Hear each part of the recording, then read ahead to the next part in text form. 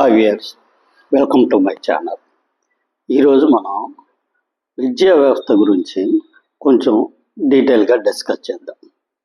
ఈరోజు నాకు గుర్తుండేది, గత 40 ఏళ్ళుగా మన విద్యా వ్యవస్థలో మార్పులు రావాలి, మన విద్యా వ్యవస్థ సరిగా లేదు అనే మాట ఆల్మోస్ట్ ప్రతి గవర్నమెంట్లోనే వింటూనే ఉన్నాం. కానీ ఏ విధమైన మార్పులు, మనకు అవసరమైన మార్పులు ఏవి జరగట్లేదు. ఏమిస్తామంటే ఫ్రీగా డబ్బులు ఇస్తున్నామని చెప్పారు, అది కూడా ఒక మార్పు అని అనుకుంటున్నారు.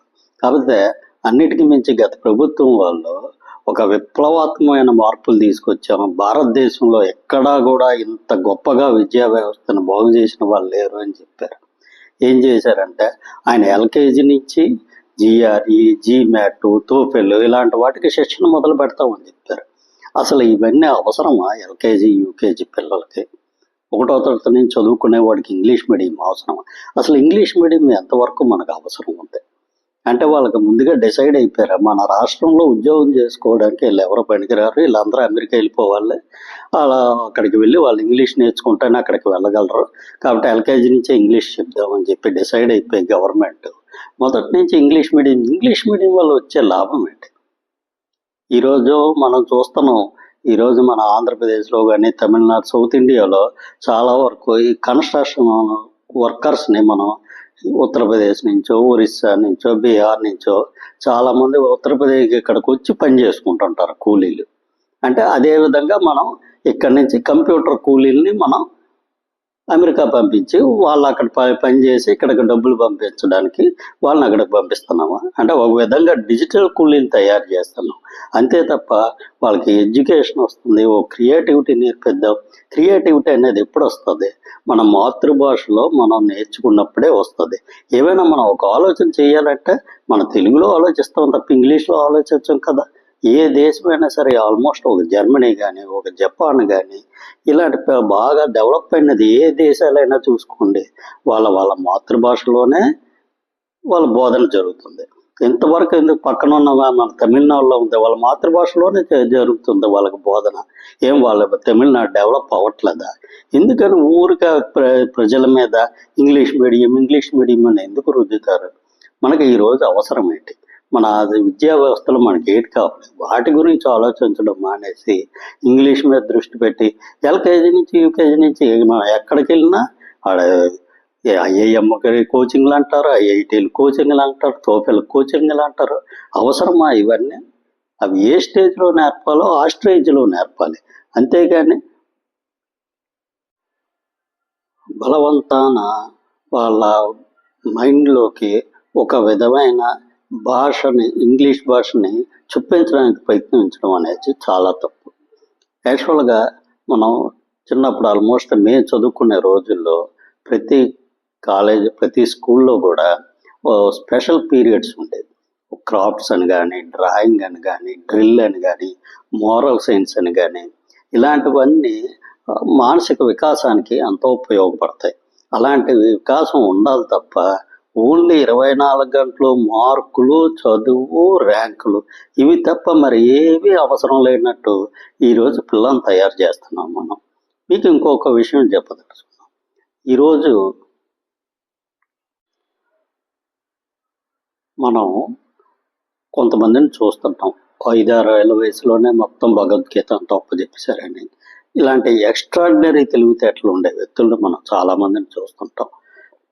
ఈ పెద్ద పెద్ద గుణింతాలు చెప్పేశారని, విపరీతమైన ఈ టేబుల్స్ 2వ ఎక్కం, 3వ ఎక్కం ఇలాంటివి 100 కొద్ది ఇమీడియట్గా చెప్పేయగలుగుతున్నారని, అద్భుతమైన తెలివితేటలు ఉన్నాయని ఇలాంటివి చాలాసార్లు మనం పేపర్లో చూస్తూ ఉంటాం.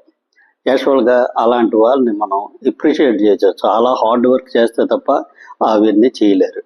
కానీ అటువంటి వాళ్ళు చూస్తే మనకు కొంతవరకు జాలిపడాలి. ఎందుకంటే వాళ్ళ బాల్యం అనేది ఎలాగ వాళ్ళు స్వతహాగా వికసిస్తేనే మంచిదిగా ఉంటుంది తప్ప చిన్నప్పటి నుంచి వాళ్ళని ఒక పద్ధతిలో పూర్తిగా ఒకే వేలు వెళ్ళిపోయి వాళ్ళకి ఒక వేరే ధ్యాస లేకుండా, వేరే ఆలోచనలు లేకుండా అలా తయారు చేయడం అనేది ఎంతవరకు కరెక్టో ఒకసారి ఆలోచించండి.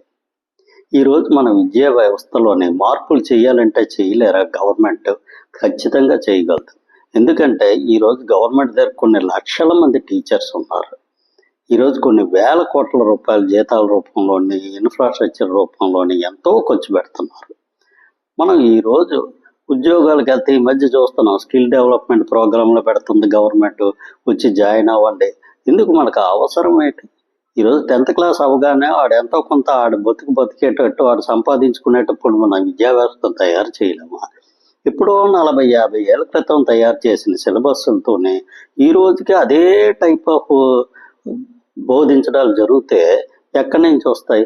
ప్రైవేట్ కాలేజీలో చాలామంది చూస్తున్నాం, చాలామంది డబ్బున్న వాళ్ళు కూడా లక్షల ఫీజులు కట్టి ఈ స్కూల్లో స్పెషల్ స్కూల్స్లో జాయిన్ చేస్తుంటారు. వాళ్ళు మాత్రం ఏం నేర్పుతున్నారు? వాళ్ళు కూడా ఇక్కడ మామూలు ప్రైవేట్ కాలేజీలో ఏం నేర్పుతున్నారు? ఇంచుమించు కొంచెం బెటర్ అంతే. వాళ్ళు ఏంటంటే సంగీతం నేర్పిస్తాం, ఒక 5,000 కట్టండి, ఒక కరాటే నేర్పిస్తాం, ఇంతకు మించి వాళ్ళ దగ్గర ఎక్స్ట్రా ఏమీ జరగటం లేదు. యాక్చువల్గా పిల్లలు అనేవాళ్ళు వాళ్ళ సహజ సిద్ధంగా వాళ్ళు పెరగాలి తప్ప ఊరికే వాళ్ళ మీద నెత్తి మీద ప్రతిదీ రుద్దడానికి మాత్రం ప్రయత్నించకూడదు. ఈరోజు మనం ఇది కాలేజ్ చూసినా ఒకటే మార్కులు, ర్యాంకులు. ఇవి ఏం కావాలంటే ఇద్దరు సాఫ్ట్వేర్ ఇంజనీరు లేదంటే డాక్టర్, ఇంతకు మించి వేరే ఏం లేవా?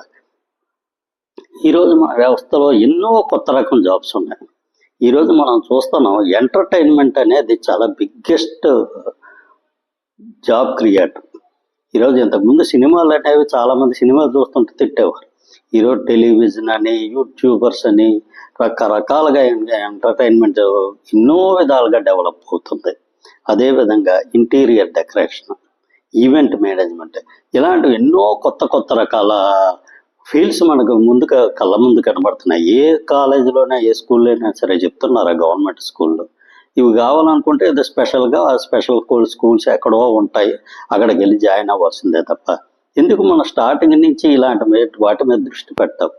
ఈరోజు మనం పిల్లల్ని జాయిన్ అయిన తర్వాత వాళ్ళకి ఏం ఇంట్రెస్ట్ ఉందో, ఇంతకు ముందులాగా ఏదో ఒకటి చదివి నేర్చేసుకుని కాలేజీకి వెళ్ళిపోయి ఏదో ఒకటి సంపాదించేసుకుందామంటే అవద్దు. ఈరోజు వాళ్ళు టాప్ లెవెల్కి వెళ్ళాలంటే వాళ్ళకి ముందు ఇంట్రెస్ట్ ఉండాలి ఆ సబ్జెక్ట్ మీద. ఏ సబ్జెక్ట్ మీద ఇంట్రెస్ట్ ఉండాలి అనేది అది వాళ్ళు జాయిన్ అయిన తర్వాత వాళ్ళు ఎటువైపు ఇంట్రెస్ట్ చూపిస్తే ఆ పర్టికులర్ వేలో మనం వాళ్ళని ఎంకరేజ్ చేయాలి తప్ప ఊరికినే వాళ్ళ మీద ఏదో రుద్దేద్దామని చూస్తే ఎలాగవుతుంది?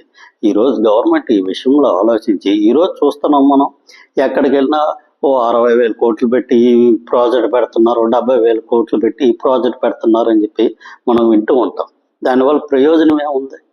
ఆడికి 25,000 మంది ఎంప్లాయీస్ కావాలంటే మనం సప్లై చేయగల పరిస్థితిలో ఉన్నామా? ఎట్టి పరిస్థితుల్లో లేవు. ఈరోజు చాలామంది రాజకీయ నాయకులకి అసలు ఏమాత్రం అవగాహన ఉండదు. చాలామంది చెప్తారు, ఇక్కడ ఇండస్ట్రీ పెడుతున్నాడు, వాడికి 75% లోకల్ వాళ్ళకి రిజర్వేషన్ ఇవ్వాలి అంటారు. వాడు నిజమే, వాడు సిన్సియర్గా ఇద్దామని అనుకుంటున్నాడు. 75% మందికి అందరికీ ఇక్కడ లోకల్ వారికి ఉద్యోగాలు ఇస్తూ ఉంటాడు. పని చేసే మనుషులు ఇక్కడ అసలు ఎక్కడ ఎవరికి ఏ విధమైన స్కిల్స్ ఉండట్లేదు. ఏమన్నా మనం నేర్పుతున్నామా? కాలేజీల్లో మనం ఏంటి నేర్పుతున్నాం అంటే మార్కులు సంపాదించుకోవడం నేర్పుతున్నాం, ర్యాంకులు తెచ్చుకోవడం నేర్పుతున్నాం, అంతే తప్ప వాళ్ళ స్కిల్ డెవలప్మెంట్ ఎప్పుడు నేర్పుతున్నాం? ఈరోజు 10th క్లాస్ అయిపోగానే ఆడు బతికేటట్టు ఎంతో కొంత వాడికి ప్రాక్టికల్ నాలెడ్జ్ వచ్చాడు, పని చేసేటట్టు. ఈరోజు కాలేజీ నుంచి బయటకు వెళ్ళగానే డైరెక్ట్గా ఉద్యోగంలో జాయిన్ అయ్యేటట్టు ఉండాలి. అంతే తప్ప మళ్ళీ ఆడికి ట్రైనింగ్ ఇప్పించుకొని, సంవత్సరాల తరబడి ట్రైనింగ్లు ఇప్పించుకొని ఈరోజు ఇండస్ట్రీలు ఇలాంటివన్నీ ఎఫర్ట్ చేసుకెళ్ళే పరిస్థితిలో ఉన్నాయా? ఏమీ లేవు. ఇప్పటికైనా సరే గవర్నమెంట్, ప్రభుత్వాలు ఆలోచించి మనకు ఎన్నో మౌలిక సదుపాయాలు ఉన్నాయి. ఎంతో మంది లక్షల్లో ఉన్నారు ఉపాధ్యాయులు, వాళ్ళందరినీ ప్రాపర్గా యూజ్ చేసుకొని ఈరోజు మనం బయటికి వెళ్ళేటప్పటికి వాళ్ళు డైరెక్ట్గా ఇండస్ట్రీకి వెళ్ళేటట్టు ఉండాలి.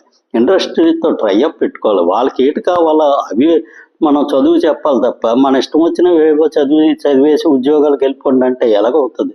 ఈరోజు ఇండస్ట్రీకి ఏటి కావాలో అవి చెప్పాలి. అవి చెప్పాలంటే తల్లిదండ్రులు దానికి తగ్గట్టు మారాలి. దురదృష్టం ఏంటంటే పెద్ద చదువులు చదువుకున్న వాళ్ళు కూడా వాళ్ళ పిల్లలకి ర్యాంకులు, మార్కుల గురించి ఆలోచిస్తున్నారు తప్ప వాళ్ళు కరెక్ట్గా ఏ వేలో వాళ్ళని పంపిస్తే వాళ్ళు షైన్ అవుతారనే విషయం ఆలోచించట్లేదు. ఈ విషయంలో ఎక్కడైనా సరే తల్లిదండ్రులు, ప్రభుత్వాలు ఆలోచించి వాళ్ళు పిల్లలకు సరైన దారిలో వాళ్ళకి విద్యా వ్యవస్థను మార్పులు తీసుకొస్తారని ఆలోచిస్తాను. అది మనకున్న పెద్ద డ్రాబ్యాక్ ఏంటంటే ఇమీడియట్గా మనం సిలబస్ను మార్చుకోలేకపోతున్నాం. ఇలాంటి సిస్టంలు అన్నిటినీ మార్చుకోవాలి. ఈరోజు కొత్త ప్రతి సంవత్సరం మారిపోతుంది పరిస్థితులు.